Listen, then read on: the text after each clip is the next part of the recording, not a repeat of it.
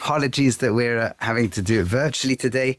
The Parshas Shir, unfortunately, broke my leg, so I'm a little bit stuck at home at the moment. Okay, let's get into Pashas B'shalach. Let's have a look. Lots going on. On a simple level, it's the Sedra, it's the part of the Torah's reading where the Jewish people leave Egypt and the splitting of the sea happens, right? The Egyptians pursue them. Hashem splits the sea. Afterwards, they sing the song, the Shira. Great vision they have. In fact, the Medrash says that the least spiritual member of the people could see more than Yechezkel saw. Why Yechezkel? Because Yechezkel is the prophet, the Navi, who in the opening chapter already has this tremendous vision of the inner workings of the heavens. So the least spiritual Jew can see more than that, because they use the word Zeh Keli V'Anvei. I can see God. It's like it's tangible. Fine. And then after that song, which seems to be this great pinnacle, everything is crashing down. In fact, I once said that described the faith and doubt of the people, as we'll see, goes up and down through the Sedra. We'll discuss the curvature of it soon. But in principle, after singing this amazing song, one thing after another starts to go wrong. What happens first? So they come to Elima. They can't, right? So even before then, there's a lack of water, right? They come to the desert of Shur, and they're 3 days in the desert. They can't find any water, and they start complaining. They couldn't drink the water, it's so bitter, and they complain. What are we going to drink? Cries out to Hashem, and Moshe cries out to Hashem. The tree comes and sweetens the waters, and everything's fine. And they get a little bit of an encouragement and a mussar, and you gotta make sure to keep Hashem's mitzvahs. Then they come to Elimah, and there they've got the Elim, and they've got this, they have these 12 springs of water, 70 date palms. They camp there, and they journey on into Midbar Sin, the desert of Sin, and they start complaining again. And here they start to use some very strong language. They say, Mi yitain Musaini we are the Shamba Eretz Mitzrayim. If only we could have died at the hand of Hashem in Egypt. When we sat on the pot of meat. We ate bread, so much bread. Son, you've taken us out. And you're giving us all starvation. And here we get the famous Parsha, the episode of the Mon, the miraculous food that sustained them, and the custom, the minhag of reading it this time of year, and reminding ourselves that everything is in the hand of Hashem. Long discussion about all this. And then it seems, okay, so now we've solved all the problems. And then people went out on the seventh day. The rule was on the seventh day, don't collect mon. On the Shabbos, don't collect mon. People did it. And Moshe again speaks to them and tells them about it. But now what happens is, after he shows them, of course, it evaporates and that doesn't work. And then they're going to keep a certain amount of mon forever. But then they go on this journey, al pi Hashem. They arrive in Refidim, and once again, ein mayim l'shtois ha'am, there's no water. Another problem. Vayarev ha'am in Moshe, and they quarrel. They say, Tnu lanu mayim, give us water, finish, and we'll drink. And Moshe says, why are you quarreling to me? What's this? You're quarreling with me? You're testing Hashem, right? You don't trust Hashem at this point. They're just going to sort out water. Anyway, they say, why again? Why did you take us out of Mitzrayim, of Egypt? But some we're all going to die. Us, our children, our cattle. And Moshe cries out to Hashem. He says, what am I going to do? These guys are about to kill me. And Hashem says, yeah, come with you, the elders of the people. Take the stick that you originally hit the water in Egypt with, and go to you'll stand there. You'll see the presence of Hashem. In Chayrev, near Sinai, you'll strike the rock, water will come out, and that's what he does. And they call the place Masam Riv, and I listen to this phrase. Al Riv b'nei Yisrael v'al naseisam es Hashem. The quarrel the Jewish people had, and their testing of Hashem. Lamar saying, Hayesh Hashem b'kirbeinu ayin, is God here or not? Unbelievable. How long after the splitting of the sea are we talking already? Where Ras Shifcha Le'am Hashalei Chazgal Ben Buzi, the maidservant, the least spiritual person, could see God, and now they're doubting God. And at that moment, Vayav Amalek comes. And now the war starts. And the rabbis say the link is because If you doubt Hashem, Hashem doubts you. Amalek is always about doubt. Amalek is the doubt of God. Amalek is the doubt of everything. And Amalek even is gematria Sophic. So you have doubt, let's see doubt incarnate. And doubt incarnate is ready to destroy you. Well, now how are they going to fight Amalek? Moshe tells Yeshua, take people, go and fight Amalek. And what does Moshe himself do?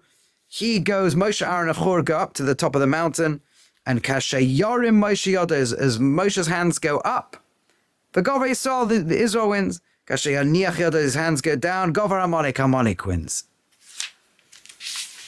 And Moshe's, they were heavy, V'yidei Moshe Kvedim, so they took stones, they supported him. Vayhi Yodov Emunah. His hands were Emunah, faith, antidote to doubt, right? Ad Bar Shamash till sunset. Yachad Shishos Amalek Samuel Ficharav, and Yeshua won the war. And then you got to write, Ki Mochayim Chazech Amalek, we got to write this down that we should always get rid of Amalek and wipe out the memory of Amalek. And Moshe puts on an altar and calls Hashem Nisi. And Kiyada case called, there's a hand against the throne of God. Milchama Hashem Amalek Midardar. There's a war between God and Amalek in every generation. And here we finish. So I think it was described as Rabbi Weinberg or someone said it's like a sine curve. You come out of Egypt and they're doing very, very well. They're on a high. And then they get the Egyptians coming and they collapse. They cry out to Hashem, say, down. And then they reach this peak, unbelievable peak at the splitting of the sea. And then down to this unbelievable trough at the bottom of the is God here or not? And then they win the war with Amalek and up again. And next they can go for Refidim from this place and receive the Torah, amazingly. So what's going on? What are these up, down, faith, doubt, faith? And we can see that throughout. There's Vayaminu B'Hashem Moshe after. They do have faith, then they don't have faith, then Moshe's hands of faith. Well, this is the Sedra of faith and doubt. But it's also, there's another theme that's moving all the way through. And that is the theme of the hand. Let's just take a glimpse at a few issues to do with the hand as it goes from the beginning of the Sedra. So Paro sends the people out. Now remember, in previous Sedras, Hashem said Paro will send you out with Yad Chazaka, with a strong hand. Later Hashem himself sends with a strong hand. So the hands are already behind the scenes here. But now, what happens? Right in the beginning, that Hashem sends them a more circuitous route. And the Bnei Yisrael yotzim biyad rama. They go out with their hand held high. Right? This is what they do. So they're going. So this hand is something. It's something that seems to be positive. Their hand is up. They're doing well. And okay. Next, we find that all the way through. As Paro chases them, catches them up, and as they cry out, saying, "Well, are there not enough graves in Egypt? He took us over here." And then the tremendous Yeshua Hashem, see the salvation of Hashem, all this stuff that happens. And what's Moshe Rabbeinu do? Hashem says to Moshe, "Ata harim es matcha, lift up your stick. Unatei es yodcha, stretch your hand." Oh, the same hand. Alayam, over the sea, uvakei, and the water will split. So Moshe's hand is involved in the miracle. Okay, then we talk about this exactly happens, and Moshe lifts up his hand, and Vayet Moshe's yodo, Moshe lifts up his hand in Pasuk Chafad, verse 21. Vayoylech Hashem asayam, and Hashem blows this huge wind, and it splits the sea. The Bnei Yisrael, they come through, the Egyptians chase after them, and they're already getting stuck, the Egyptians in there. And then Hashem says to Moshe in Pasuk Vav in 26, Niteis yad chaliyam, once again stretch your hand over the water, and the waters will go back. And Moshe does it, and the waters return, come crashing down, and the Egyptians are gone. Okay, at that point, Hashem saves on that day, Es Yisrael Israel miyad Mitzrayim, from the hand of Egypt. Okay, that's a relatively standard expression. But still, Vayar Yisrael sees Yod HaGadolah, the great hand, Asher also Hashem b'Mitzrayim, the God had done against Egypt. So that we've been saved from the hand of Egypt, which is actually the hand that originally let us go, right? The Yod Chazaka. And now we see the hand of Hashem in its place. And that's what Vayaminu B'Hashem of Moshe, after they believe in emunah, faith in Hashem, or belief in, or faithfulness is probably the most correct translation, to Hashem and Moshe's servant. And they sing this song. And what do they sing this song? Look at the words they sing. They talk about Hashem's salvation, Hashem's a man of war, Hashem is Melchama, right? We talk about all this stuff. And as they do so, Yemincha Hashem, your right hand, Hashem, Nedari B'Koyach is majestic in its might. Yemincha Hashem, it's your right hand that destroys the enemy, right? Tishlach, we think Tishlach, you do all this thing, right? So you blow them all around in the deep seas, right? The enemy wants to come and get you. And then we say, there's a few different other references to hand, which is about the enemy over there. And then we talk about Mikdash Hashem Koinenu Yadecha. The culmination of all this process is Hashem making a holy place being made through your hands. Right? So again, the hands make the way through this song, all the way through. And so on. And then what happens is we see once again with all the complaints and so on. And again, all the way through, you'll notice different things to do with hands and hands and hands. The hands that are supposed to get the water, the hands here, the hands there. And finally comes the war with Amalek. Moshe's hands have to go up and hands have to come down. Even the place they fight, the Refidim, the Medrash points out the word Rafu Yedehem Min HaTorah. Their hands had become weakened from Torah. What does that mean? And then finally, the very, very end of the Sedra is literally this principle of not Moshe's hands go up and win, Moshe's hands come down and lose. And then Ki Yad al Case Card, there's a hand against the throne of Hashem. The war between Hashem and Amalek in every generation. It's fought with a hand. Amazingly. So what is this hand? Up, Munah going down, up, down, up, all over the place. Faith going up and down, doubt coming in. When you've just seen Hashem a minute ago, what is the role of the hand? By the way, the war with Amalek and Yisrael about hands, of course, goes much, much earlier. There's a beautiful piece in a sefer, the brother of Vilna Gaon wrote a short sefer called Malas HaTorah, the levels of Torah, where he quotes many midrashim, beautiful ideas from ancient rabbis about the importance of learning Torah and teaching Torah. And there's a commentary on it by a student of the Vilna Gaon, Rav Yitzchak Isaac Chaveh, called the Or Torah. And in there, he actually says, has a bit of a discussion around his footnote, Lamed Daled 34 and other places nearby.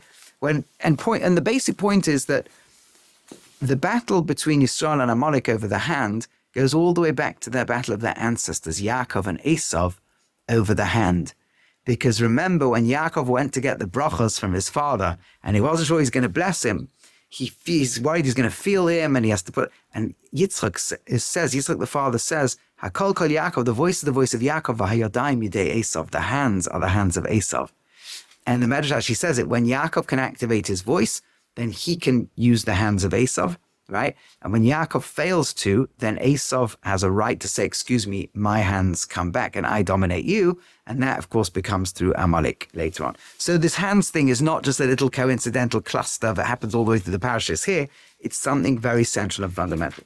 But let's pause for a moment and think a little bit more about this issue of faith and doubt. Because how can you ask questions like, Hayesh Hashem b'kirbeinu, is God here, when you've literally seen the miracle of the splitting of the sea?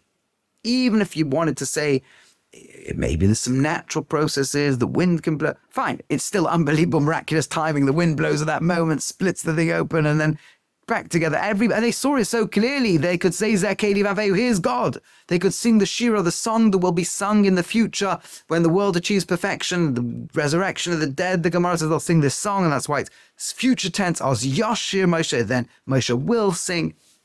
And then you ask, is God here? And there's different layers of the answers. What I heard, going back to what the Rav Weinberg's piece, it's really based to some degree on a Zohar. But it's as follows. It really goes, let's take it to the Gemara and Megillah. We said that Amalek is Gematria Sophic. Amalek is always the incarnation of doubt. And doubt, you think is that the worst thing? Doubt. There's an amazing Gemara. And there's lots of amazing Gemaras. Right? The Gemara and Megillah, which gives a whole medrash running through the actual Megillah itself, says as follows. It discusses the moment that Amalek's great-great-great-grandson, Haman, comes to propose the final solution to the Jewish problem to King Ahasuerus in the Purim story, probably Xerxes in the Persian Empire. And he says to him, Yesh Shnayim Echad, there's this people, they're scattered around, it's not worth the king keeping them and so on. And the Gemara says, I think Rava says in the Gemara, Nobody knew Lishnabisha, the tremendous way of talking in slanderous and negative term, which anti-Semitism always is. It always starts with Jew demonization and slander and twistedness, and very contemporary issue nowadays. But nobody knew it more than Haman.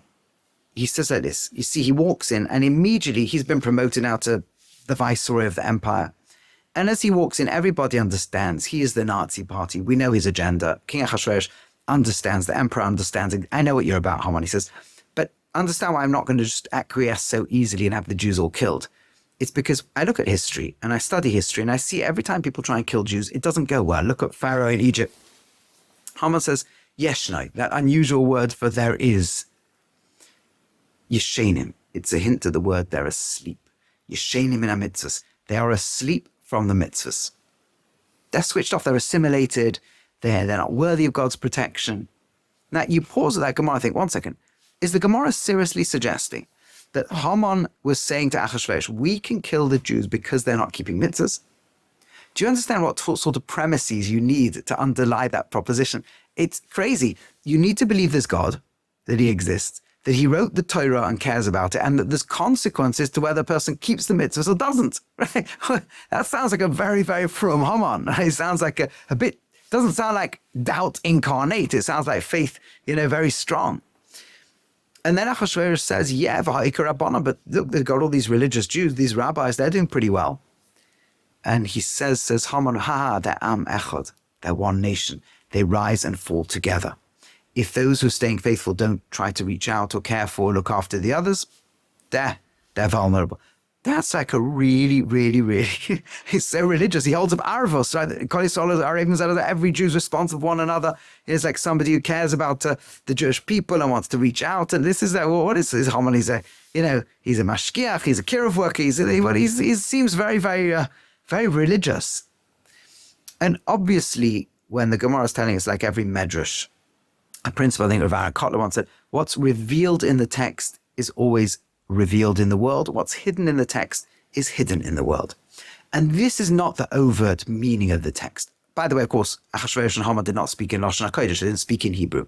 They wouldn't have even used these words. But the words they used is being carefully crafted in the Megillah so that overtly Haman is just slandering the people. But it's also alluding to the subtlety of what's really going on in the conversation. The subconscious layer. Consciously, Amalek, of course, doesn't believe in God, believes in chaos and meaningless, and hates a people who stand for moral order. In many ways resembling, for those who studied the writings and speeches of Hitler, will understand how much that was part of his way of thinking. But on the subconscious layer, there's something else. Amalek doesn't doubt God. Amalek doubts man. You see, you can go from a subconscious doubt of man into a conscious doubt of meaning, purpose, God, and then hating anyone who talks that way. How does it work? So you suppose subconsciously, I don't feel worthy. I don't believe God could believe in me. I think I'm a load of rubbish. I think I'm random, meaningless, which Haman thinks the whole world is, right? The completely random, meaningless. He throws lots to determine the most important day in Jewish history, the day the Jews are going to die, to say, I have the philosophy and ideology of meaninglessness, something his great-great-grandparents shared. Amalek believes in meaningless. Asher korach b'derech, says the Torah later on. They happened upon you along the way. Amalek didn't strike the Jewish people by coincidence. It was deeply premeditated. It was attacking from the rear. It was finding all the weakest people and slaughtering them.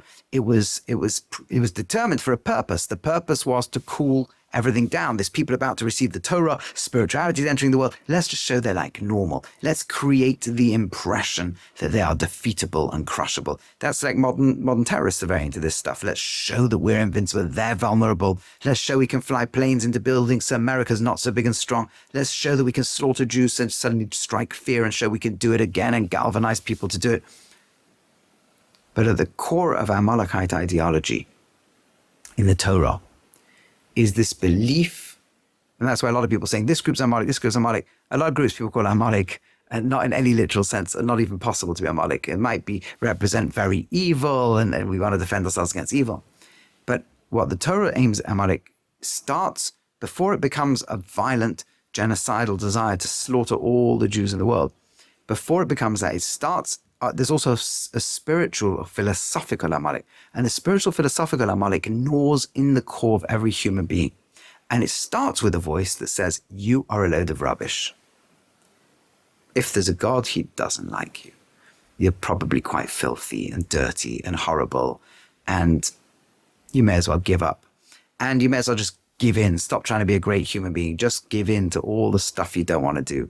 And then you'll hate yourself even more for it. Yeah, and this voice of self-doubt and self-hatred starts to say, if there's a God in the world, it certainly is not a God who loves me. If there's a God at all, God probably hates me. There's certainly none of this stuff that about the infinite loving creator who loves each one of us. That can't be true because he couldn't love me. Consciously and emotionally supporting this conscious feeling is, there cannot be a loving God. It just doesn't make sense. It doesn't work with my experience of the world, right? There is no loving God. If there's something, a first cause that made the universe, maybe, and you get people to say this when you back them into a corner, like, you really believe the universe created itself? Okay, there might be some first cause, but not something that cares about what I do, right? Or why something bothered to create an entire universe. Why shouldn't it care about anything conscious that it can be aware of it in the universe, right? But the subconscious point is that if I'm not worthy of being loved and I'm only worthy of being hated, then there is no God out there who loves me. Can't be such a thing. Then there's no God. It's a subconscious thing. The conscious mind can then find 1,000 arguments and so on. But that seems to be what Haman is saying, according to the Gemara. I don't doubt, consciously, of course, I don't believe in any meaning, purpose. Let's get rid of these fanatics who believe in this stuff. But subconsciously, it's even if there is, do you think human beings could stay on that level? Can't we find the moment they're asleep? Look, they don't look very godly to me. I don't see them as anything God could care about. And even as a few maybe, they don't care about each other. I see within them something that no way could God care anything about at all. And that doubt, that's a doubt that erodes everything. Because if the human believes the human is nothing better than an animal, then over time the human begins to behave like an animal. And the human stops trying to be greater. And when humans stop trying to be greater, it doesn't take many generations before families crumble, communities crumble, crime rates go up, depression goes, mental health, all things happen. People grow up thinking that they're useless. Parents are horrific to one another. They grow up with no support system, with no meaning, no purpose. And eventually, in the attempt to then galvanize purpose, all sorts of horrific stuff can happen. When a person lives with self-doubt and self-hatred, even if they find meaning and purpose, it's going to be pretty vicious. So it's a dangerous ideology. And that ideology, that voice of doubt, is exactly something that the Jewish people experienced. Hayesh Hashem. They didn't say, does God exist or not? They said, Hayesh Hashem b'kirbeinu im ayin. Is God within us or not? We get that God came and saved us and split the sea. We understand that. But that may be some kind of promise to the ancestors, or it may be that there's a God of justice like a cosmic policeman who dives in and gets rid of the bad guy and saves the good guy. But the God would then care enough about us to follow us through the desert while we're dealing with water problems and food problems. Why should God care about us? Not Hayesh Hashem im ayin does God exist. Hayesh Hashem b'kirbeinu im ayin. Is God within us? And God says, oof, you're asking that question? Do you not understand how much I love you?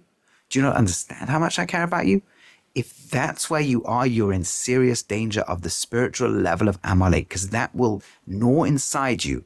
And from your self-hatred will produce or hatred of the world, and will produce all terrible things. Watch who's going to come right now and be attracted to you.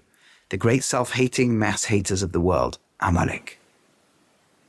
And to defeat them, you're going to have to answer this question. And what is the answer? The answer, says Hashem, is it's in your hands.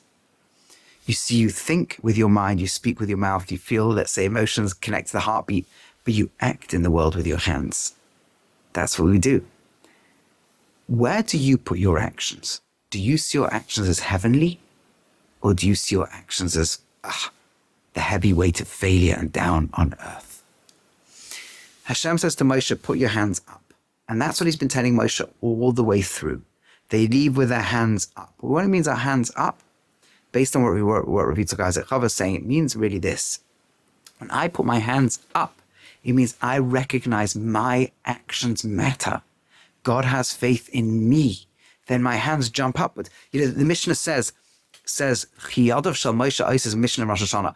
Moshe's hands win wars or lose wars. It's telling you, whenever the Moshe's hands were up, the Jewish people were looking upwards. It generated this upwards look to heaven. And they committed their hearts. Moshe's hands up means his hands of faith. It's not faith and doubt. Faith is the wrong translation, as so many commentaries point out and so many modern speakers point out.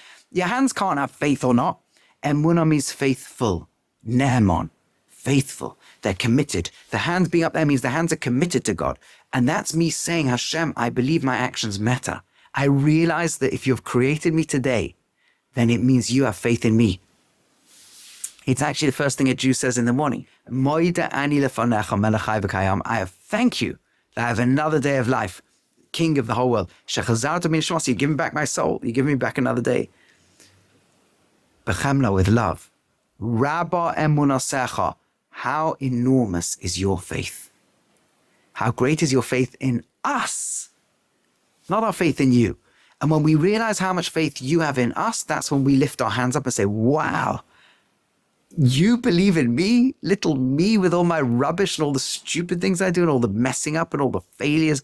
You, the infinite creator of the universe, believe in me. You know, it's like when you have a million screaming fans somewhere in the world. I mean, I don't know what it's like, but imagine, right? So you feel, oh, they have faith in me. I'm going to get out there and do good things. You know, it's like for the infinite creator of the universe to say, I didn't make a mistake. I know you think you're rubbish, but do you understand how much faith and love I have in you? And we tap into that. Our hands go flying upwards. We say, wow, I don't know how you have this faith in me. I'm going to do something to vindicate it. I'm going to do something today that you would want me to do, you'll be proud of. And when we don't have that, our hands drop to the ground. And that's what wins the war.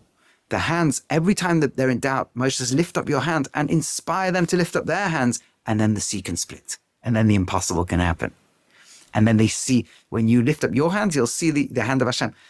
Hashem's hand will be created. Hashem's temple will be created. A place will be created through the hands, through God's hands, which are our hands. Right? The Gemara in Ksubas says, the greater the work of the temple, because it's the work of man, because that's the double hand of God. When God acts through us, when we feel the faith Hashem has in us, that's when we do great things in the world. And that's why the war against Amalek will be fought by the yad, by the hand, in every generation. L'cham Hashem b'Amalek. It says, ki yad al keis ka. The hand is fighting against the throne of two letters of God's name. Hashem's name has four letters, a yud and a hey and a vav and a hey. The first two letters symbolize God as revealed in heaven. The last two letters are God down on earth. Amalek doesn't challenge God in heaven. Maybe consciously, but subconsciously, we can accept that creator. Yismechu hashamayim v'sagel haaretz. The heavens will rejoice, and also down on earth. The words that say the heavens will rejoice, the acronym of that phrase, Yismechu hashamayim, the heavens will rejoice, yud and hey. Amalek won't fight God in heaven. V'sagel haaretz, and then the earth rejoicing, vav and hey, that's the initials of those words. The last two letters of God's name, that Amalek fights. So there's a hand against the throne of God, but the first two letters of God. We leave them in there. We battle against the last two letters. Can we feel godliness all the way down into this earth, into this earthy brain with all its animal instincts and all its imperfections and all that's wrong with me? Can I feel that God has faith in me and bring his presence in here? You see, the Sedra is called B'shalach. It was when Paro sent them. Part of the problem was Paro had sent them with his strong hand. Yes, God had done the miracles, but they felt the reason we're out is not because God cares about us, is because Paro is beaten to pulp and he let us go. And we have to move from B'shalach Paro, from Paro sent us out to, and therefore we've got our hands up to, it's actually our own hands. We move from a faith where we see that God could do the miracles to we understand why he would stay committed to us. And therefore we're committed to him. And I shared on a short video this week, a beautiful idea. The chief of police in Manchester when I was growing up, James Anderton, he said, you know, that he wondered about fingerprints. Fingerprints were quite useful in the 20th century to catch thieves. Why is it that every human in the world has a unique fingerprint? And now there's a bit of doubt with artificial, maybe every hand has slightly, even every finger's different, but fingerprints have been a very useful identifier. And he said, you know, I've been to lots of Jewish community things. He wasn't Jewish, but he was a very good friend of the Jews. He said, I hear lots of speeches, and I think this is an idea that would resonate with you or be a Jewish idea. I heard this from Diane Ehrenschreuth, And Dynamitra concurred and said, he got it right. He's heard the, and he said, because we think, like I said, think with our heads, speak with our mouth, but we act with our hands. And it's so easy to feel, who am I and what difference do I make? I'm just a load of rubbish. Do I make a difference? Come on, I'm not the biggest Talmud Chacham. I'm not the greatest scholar. So I want to sit and learn a bit of Torah. I'll never be one of those brilliant people who know the whole Gemara off by heart. Does my davening make a difference? I see guys can shut their eyes for 20 minutes. I can barely concentrate on one bracha.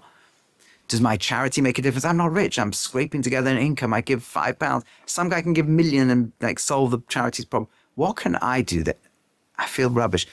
And he says, so that I'm elaborating the question, but he says, we can feel our actions made no difference. And then Hashem puts a little fingerprint inside each of our fingers and says, something, I'm giving you a little marker that your hands are actually different because you have a role to play in the world that no one else quite does. And I didn't create you by mistake. If the whole world achieves perfection, but you're not there, it's like a machine where all the parts are almost there, but the last link isn't there. Perfection isn't there because you have something to offer the world through your nature and nurture and upbringing that no one else in the world quite can. And if you can hear that, then your hands go flying up to heaven. The voice of self-hatred and self-doubt is gone. And in its place is hearing the love Hashem has for us, and then our ability to share that love and good with the rest of the world. And when it's not there, the self-hatred and self-doubt becomes hatred out there in the world too. So these are just some of the beautiful ideas of the Sedra of B'shalach, and some of the principles. I hope that they're valuable to you. And may Hashem help each of us to hear the incredible emunah he has in us, so that the hands that were lifted at the beginning, maybe slightly artificially at the beginning of the Sedra, become the permanent hands that rid the world of self-hatred and self-doubt and put in its place.